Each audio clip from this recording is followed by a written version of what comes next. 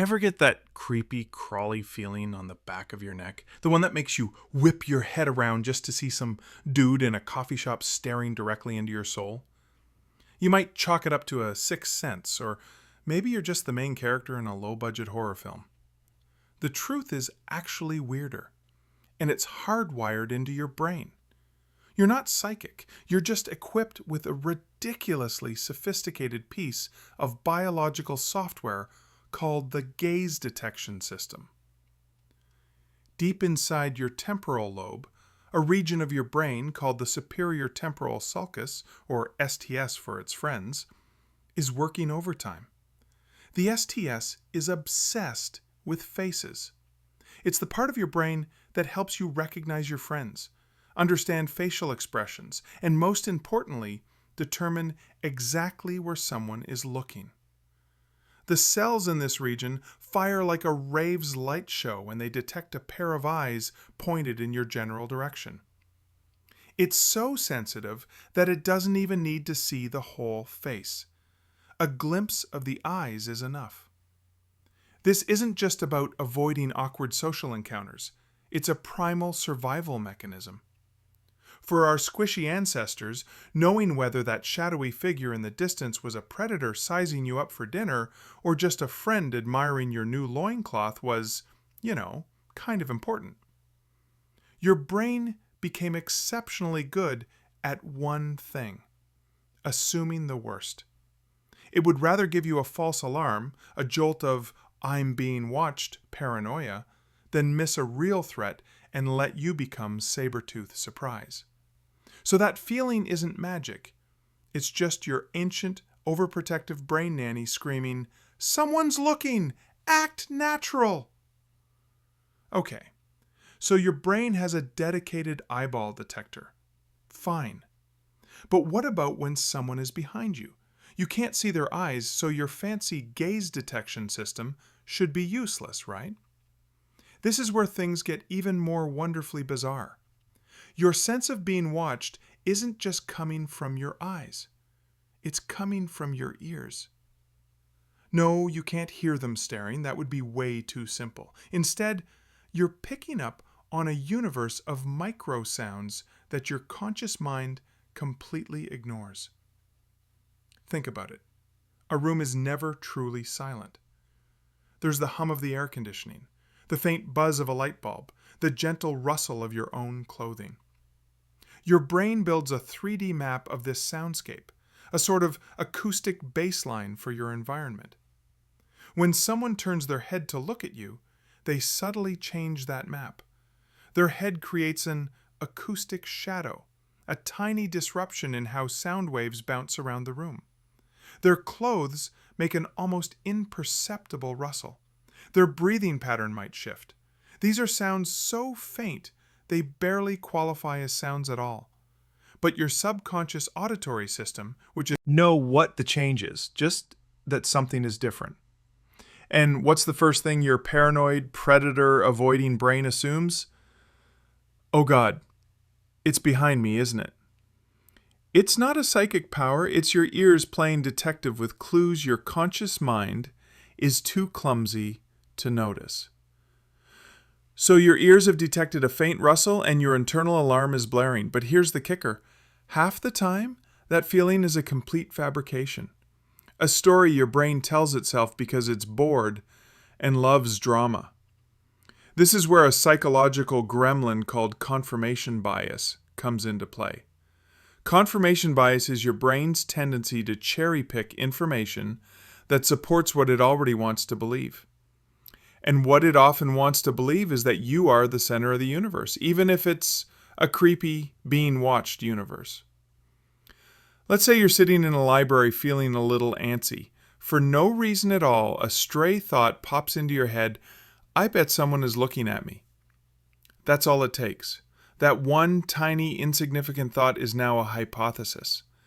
Your brain, like a detective with way too much time on its hands, immediately goes on a mission to prove it true. It starts scanning for evidence. You subtly shift your weight. You casually glance up from your book. You sweep the room. Out of the 50 people there, 49 are completely ignoring you, lost in their own worlds. But one person, for a split second, happens to be looking in your general direction before turning back to their laptop. Bingo! Evidence acquired. Your brain screams, "I knew it! That person was totally staring at me." It conveniently ignores the 49 other people who weren't, and it conveniently forgets that you were the one who initiated the search. You created the feeling, then went looking for proof. It's the psychological equivalent of yelling, "Who's there?" into an empty house, and then interpreting the echo as a response. You manufactured the mystery, solved it yourself, and then gave yourself a little pat on the back for being so perceptive. Let's get deeper into the brain's wetware. If the STS is the sophisticated detective analyzing clues, the amygdala is the jumpy, trigger-happy security guard who shoots first and asks questions later. The amygdala is a pair of almond-shaped clusters of neurons located deep in your brain, and it is the absolute headquarters of fear, anxiety, and aggression. It's your personal panic button. Its primary job is to constantly scan your surroundings, both internal and external, for any potential threats. And its definition of threat is incredibly broad. A weird smell? Threat. A sudden noise? Threat. An ambiguous social cue? You better believe that's a threat. The sensation of being watched is pure amygdala fuel. When your other senses provide even a shred of ambiguous data, a shadow in your peripheral vision, a muffled sound behind you, a vague feeling of unease, it doesn't care if the shadow was just a bird flying past the window. It immediately floods your system with a cocktail of stress hormones. Your heart rate might increase slightly. The hairs on your arms might stand up. You get that classic, unnerving feeling of being prey. This is an ancient, life-saving feature. For our ancestors, having a hypersensitive amygdala meant the difference between reacting to a predator and becoming its lunch. The problem is, you're not living on the savannah anymore. You're living in a world of open-plan offices, crowded subways, and quiet suburban streets. Your amygdala doesn't know the difference. To it, the potential gaze of a stranger is processed with the same primal urgency as the stare of a hungry lion. It's not a sixth sense. It's a biological overreaction. It's your brain's security system having a full-blown meltdown because a leaf blew past the camera. You've probably heard of the spotlight effect. It's that classic teenage anxiety that everyone is noticing your bad haircut or the mustard stain on your shirt. It's the egotistical yet deeply human belief that a giant invisible spotlight is following you around, highlighting your every move and flaw for the world to see. Most of the time, of course, no one cares. People are too busy worrying about their own spotlights. But this psychological quirk has a darker, more paranoid twin, and it's a huge contributor to the feeling of being watched. This isn't just about feeling noticed. It's about feeling scrutinized. Your brain's default setting is self-centered. It experiences the entire universe from your point of view. So it naturally assumes you're a pretty big deal to everyone else, too. When you combine this inherent self-consciousness with a moment of vulnerability or uncertainty, your brain starts to fill in the blanks. Walking alone down a dark street, your brain thinks, this is a dangerous scenario, and I am the most important target here. Therefore, someone must be watching me. Feeling awkward at a party where you don't know anyone? Your brain says, I am the outsider. All the insiders are surely observing and judging my every awkward sip of water. This isn't based on any actual evidence of people staring. It's an illusion painted by your own insecurity. Your brain projects its own internal anxiety outward, transforming a neutral environment into a stadium full of spectators. You don't feel a stare and then get anxious. You feel anxious, and your brain invents a stare to justify the feeling. All right, let's move beyond sight and sound. You might think those are the only tools your body uses to construct its paranoid narrative of being watched, but you're forgetting about the single largest organ you own: your skin. No, your skin doesn't have tiny little eyeballs on it, though let's be honest, that would be pretty metal. What it does have is an unbelievably intricate network of receptors that are constantly feeding your brain information about the world around you. You're not just feeling things that you directly touch. You're feeling the environment itself. Your skin is exquisitely sensitive to minuscule changes in air pressure, temperature, and even static electricity. When a person enters a room or turns to face you, they cause almost imperceptible shifts in these forces. They displace air, which creates a faint current that might drift across your arm. Their body heat radiates outward, causing a fractional change in the ambient temperature on the back of your neck. These are not things you consciously feel. You don't think, the air pressure on my left side just dropped by 0.01 millibars. Someone must be near. Instead, this raw data is sent to the brain's processing center, which, as we've established, is a paranoid mess. It receives this low-level, anonymous tip from the skin department and immediately jumps to its favorite conclusion: threat. It translates that faint wisp of air into the chilling sensation of a hostile gaze. It's an incredible feat of sensory interpretation, but it's also hilariously prone to error. That eerie feeling that someone is right behind you could just be the air conditioning kicking on. But your brain would rather believe you're in the opening scene of a slasher movie. Your eyes are liars. Well, not your whole eye. The central part of your vision, the fovea, is a high-definition superstar.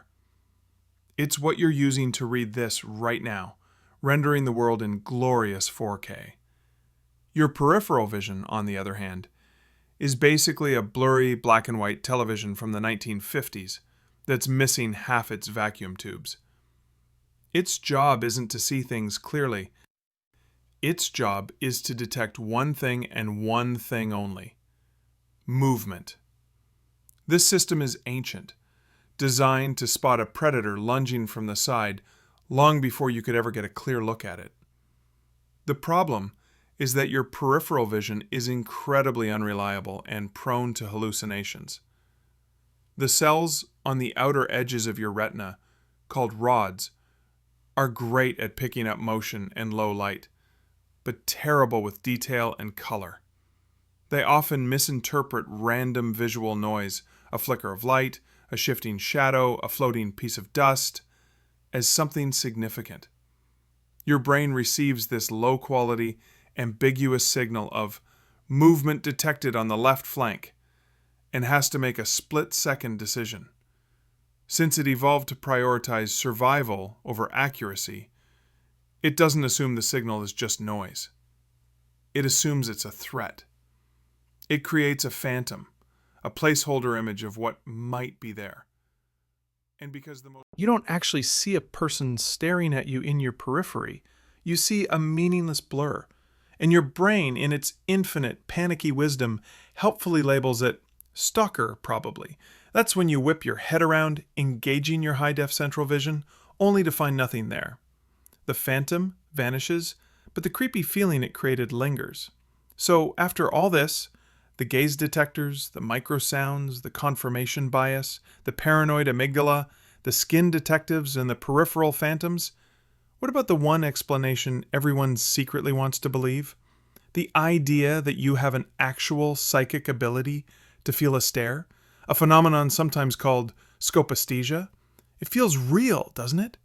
It feels like a genuine sixth sense. Well, I hate to be the one to burst your supernatural bubble, but scientifically speaking, it's complete nonsense. Every single rigorous, controlled experiment designed to test this psychic stare has failed spectacularly. The setup is simple. You put a person in a room and have them state when they feel they are being watched by someone in another room via a video feed. When you crunch the numbers, the results are always the same as pure random chance. People are right about 50% of the time, which is exactly what you'd expect if they were just guessing. The only time the results get better is when the experiment is sloppy. If the subject can hear a tiny creak in the floorboards when the stare begins, or see a faint reflection, the success rate shoots up, not because of psychic power, but because of all the subtle biological cues we've already talked about. The feeling of being watched is not evidence of a mysterious mind-to-mind connection. It's a grand illusion, a beautiful and terrifying trick played on you by your own hyperactive, overprotective, and deeply flawed biology and psychology.